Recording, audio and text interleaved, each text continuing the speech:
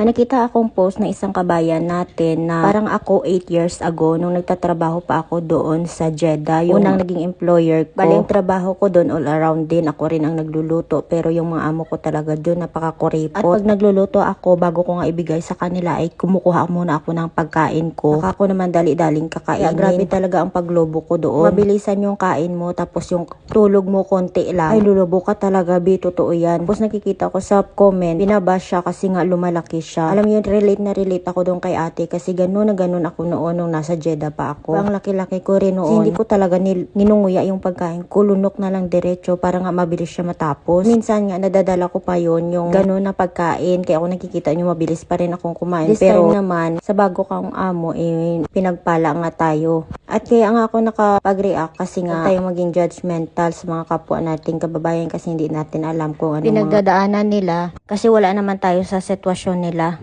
At ang masasabi ko lang kay ate, laban lang at mag-pray ka sa next mo na amo, magkaroon ka ng mabait na amo. Try until you succeed nga sa kasabihan pa na magkaroon ka ng mabuting amo. Sa ngayon ay maging madiskarte ka na lang dyan. Kaya bye bye.